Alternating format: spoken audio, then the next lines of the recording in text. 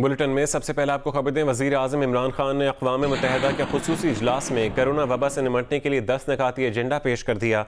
कहा कि वबा के खात्मे तक कम आमदन और गरीब ममालिक के कर्ज मुअत्तल किए जाएँ, पसमानदा ममालिक के कर्जे माफ़ किए जाएँ, तरक्की पजीर ममालिक के कर्ज़ों की रीस्ट्रक्चरिंग की जाए। वज़ीर आज़म का कहना था कि 500 अरब डॉलर का ख़ुसूसी फ़ंड मुख्तस किया जाए, कम तरक्की पजीर ममालिक के लिए रियायती कर्ज़ों की सहूलत दी जाए, कम शरह पर कलील मुद्दती कर्जे फराहम किए जाएँ, तरक्की में मुआवनत से मुतालिक वादों पर अमल दरामद यकीनी बनाया जाए, इंफ्रास्ट्रक्चर के शोबे में सालाना 15 खरब डॉलर की सरमायाकारी की जाए।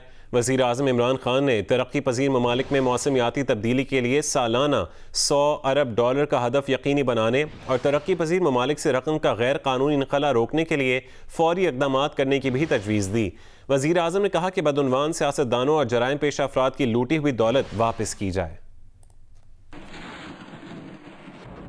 Propose a 10-point agenda for urgent action. Debt suspension till the end of the pandemic for low-income and most stressed countries. Cancellation of debt of least developed countries. Restructuring of the public sector debt of other developing countries under an agreed inclusive multilateral framework. A general allocation of special drawing rights of $500 billion. Expanded concessional financing to low-income countries through multilateral development banks. Creation of a new liquidity and sustainability facility which should provide short-term loans at low costs. Fulfillment of the 0.7% official development assistance commitments. Mobilizing the required 1.5 trillion annual investment in sustainable infrastructure. Achievement of the agreed target of mobilizing $100 billion per year for climate action in developing countries. Immediate action to stop the massive illicit financial outflows from developing countries to rich countries, to offshore tax havens. And at the same time, there should be an immediate return of their assets stolen by corrupt politicians and criminals back to these countries. This one action would benefit the poor countries more than all other measures put together. Pakistan में corona virus से अमवात में इजाफा जारी है। 24 घंटों के दौरान corona से 55 अफराद इंतकाल कर गए हैं। मरने वालों की मजमूई तादाद 8,262 हो गई। गुज़िश्ता रोज़ 3,262 अफराद में कोरोना वायरस की तस्दीक हुई। कोरोना टेस्ट मुस्बत आने की शरह 7.3% रही। NCOC के मुताबिक 3 दिसंबर को 44,627 टेस्ट किए गए। कराची ज़िला वस्ती के मज़ीद इलाकों में स्मार्ट लॉकडाउन नाफिज कर दिया गया। भावलपुर के एहसास किफ़ालत सेंटर्स के सामने ख़वातीन की कतारें लगी रहीं। वबा फैलने का खदशा बढ़ गया।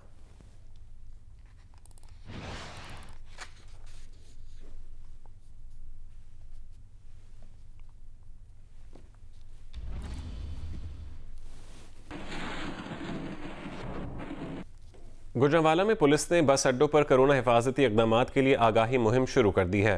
मज़ीद तफसीलात बताएंगे जियो न्यूज़ के नुमाइंदे राना अंसर। गुजरांवाला में कोरोना वायरस से बचाव के लिए ट्रैफिक पुलिस की तरफ से जनरल बस स्टैंड और शहर के जो दूसरे मुसाफिर अड्डे हैं उन पर एक आगाही मुहिम चलाई जा रही है। आगाही मुहिम के दौरान ट्रैफिक पुलिस के अफसरान मुसाफिरों को आगाही दे रहे हैं कि किस तरह वो दौरान सफ़र कोरोना से खुद को महफूज रख सकते हैं। Chief traffic police officer Asif Sadiq मेरे साथ इस वक्त मौजूद हैं जनरल बस स्टैंड पर, उनसे बात करते हैं। आपने अपनी गाड़ी के कैबिन को साफ रखना है, हर मुसाफिर को आपने टिकट के साथ मास्क देना है और आपने सोशल डिस्टेंसिंग भी बढ़ानी है। अगर 10 की कैपेसिटी है तो आप 7 लोग बिठाएं। तो इस पर हम इनको आके आवाम को भी बता रहे हैं कि आपकी सेफ्टी है। हाँ जी, आपने बात सुनी। CTO गुजरांवाला का कहना है कि कोरोना वायरस से बचाव के लिए ये जो आगाही मुहिम है ये मुसलसल जारी रहेगी। जी, और यहाँ आपको बताएं, पाकिस्तानी टीम के दौरे न्यूजीलैंड पर कोरोना के बुरे असरात पर न्यूजीलैंड का आज भी पाकिस्तानी स्क्वाड को ट्रेनिंग की इजाज़त ना देने का फैसला। पाकिस्तान टीम के 90 रोज़ होने वाले तमाम 44 कोरोना टेस्ट मनफी आए। अगली कोरोना टेस्टिंग इतवार को होगी। PCB ने हिकमत अमली तय करने के लिए इजलास बुला लिया है।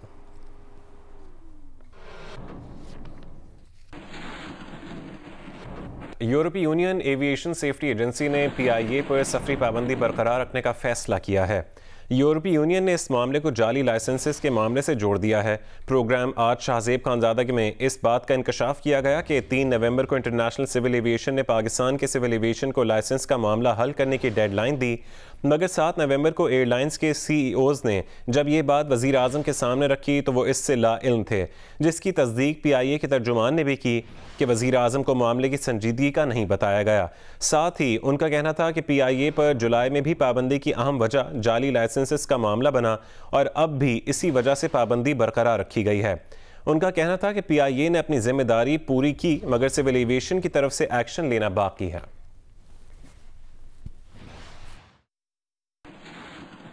PIA समेत दीगर पाकिस्तानी एयरलाइंस को अब लाइसेंसेस के मामले पर मजीद नुकसान उठाना पड़ेगा और लाइसेंसेस का मामला सिविल एविएशन देखती है, जिसके वजीर गुलाम सरवर खान है और उन्हीं के बयान ने यह सारा तनाज़ा खड़ा कर दिया था, मगर सिविल एविएशन इस मामले को अब तक हल नहीं कर सकी है। सिर्फ यही नहीं, ICAO यानी इंटरनेशनल सिविल एविएशन ऑर्गेनाइजेशन ने 3 नवंबर को पाकिस्तान के सिविल एविएशन के को एक खत लिखा, जिसमें लाइसेंसेस के इजरा के मामले पर संगीन खदशात का इजहार किया गया और कहा गया कि इस मामले को अब तक सिविल एविएशन हल नहीं कर सकी है और सिविल एविएशन को इस मामले को हल करने के लिए 90 दिन की डेडलाइन दी गई है। जबकि हमारे ज़राए के मुताबिक PIA के CEO और सेरीन एयरलाइन के CEO ने ICAO के इस खत से मुतालिक 7 नवंबर को वज़ीर आज़म को आगाह किया और वज़ीर आज़म ने जवाब दिया कि उन्हें तो इस चीज़ का इल्म ही नहीं है। अब्दुल्ला, क्यों आप लोग नाकाम हुए हैं इस मामले को हल करने में? किसकी जिम्मेदारी है, आपकी या सिविल एविएशन की? पहला एलिमेंट तो PIA का सेफ्टी मैनेजमेंट सिस्टम था, लेकिन दूसरा एलिमेंट पायलट लाइसेंसिंग वाला इशू था और इसके ऊपर जो पाकिस्तान में रेगुलेटर है, जो कि पाकिस्तान सिविल एविएशन अथॉरिटी है, उसका एक्शन अभी तक पेंडिंग।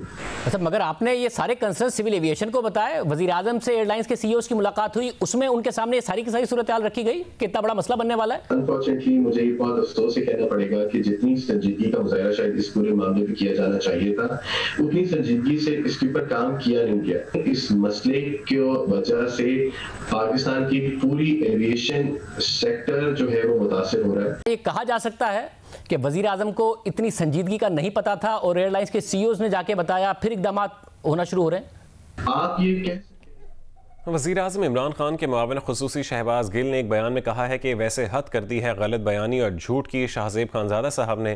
पाकिस्तान ने इस साल टोटल $353 मिलियन की LNG की स्पॉट ख़रीदारी की है, जो पाकिस्तानी रुपए में 57 अरब रुपए बनती है। ये फरमा रहे हैं कि 122 अरब का नुकसान हो गया। शहबाज गिल ने तंज करते हुए कहा कि ये कमाल की सहाफ़त है, ख़रीदारी की 57 अरब की और घाटा पड़ गया 122 अरब का।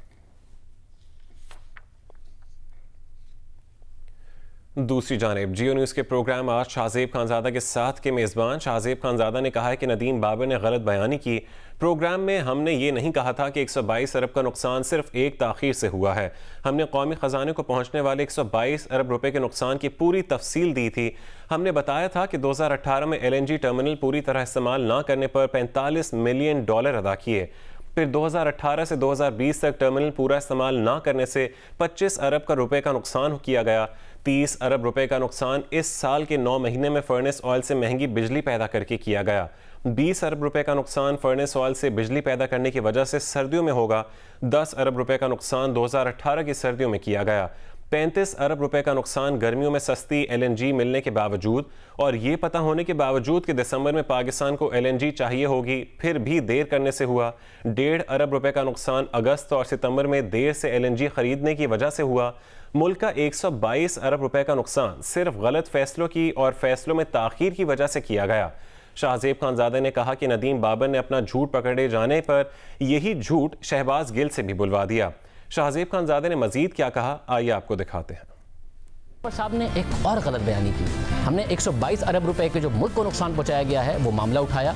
सियाको सबाक से हटकर उन्होंने फिर बात कर दी कि 122 अरब रुपए का जो सवाल है वो तो उठ ही नहीं सकता। हमने क्या बात उठाई थी वो आपके सामने रखेंगे, पर उनकी बात सुनिए। एक मीडिया हाउस ने कहा जी 122 अरब रुपया हमने फालतू इस वजह से ज़ाया कर दिया। अब आप लोग सबके हाथ में टेलीफोन है या इसको कैलकुलेटर मोड में डालें, एक छोटी सी कैलकुलेशन कर लें। जनवरी से नवंबर के आखिर तक हमने 13 स्पॉट कार्गोज खरीदे। दिसंबर में 6 बुक किए हुए हैं, उनको भी शामिल कर लें। 19 cargoes on the average her cargo की कीमत होती है 22 से 25 मिलियन डॉलर्स। दोनों को ज़रब दे लें और उसके रुपए बना लें। ये कुछ 76 अरब रुपए बनेंगे। मैं ये 19 कार्गो फ्री ले आता, फ्री ले आता तो 76 बिलियन बनने थे। ये पता नहीं कौन सा हिसाब है कि जी 122 बिलियन का नुकसान कर दिया इन स्पॉट कार्गोज में। ये फ्री आ जाए 19 के 19 तो उसकी वैल्यू 76 बिलियन बनती है। और फिर गलत बयानी कर दी कि और कह दिया कि जो इस साल की एलएनजी है सिर्फ उसकी कीमत बताई गई है। हमने एक चीज़ बताई थी कि कैसे 122 अरब रुपए बनते हैं। देखिए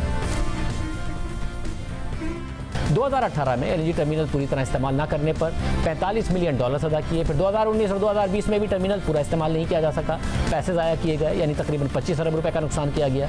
30 अरब रुपए का नुकसान इस साल के 9 महीने में फर्नेस ऑयल से महंगी बिजली पैदा करके किया गया।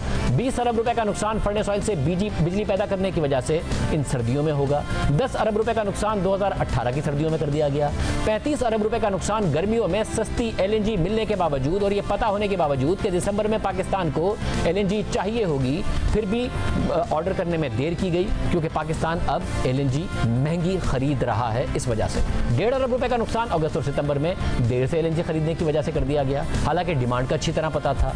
यानी मुल्क का 122 अरब रुपए का नुकसान सिर्फ गलत फैसलों की वजह से और फैसलों में ताखीर की वजह से किया गया। और ये सब नुकसान इसके अलावा है जो इस दौरान गलत फैसलों की वजह से कभी बिजली ना होने और कभी गैस ना होने की वजह से मुल्क के अवाम को और इंडस्ट्री को हुआ।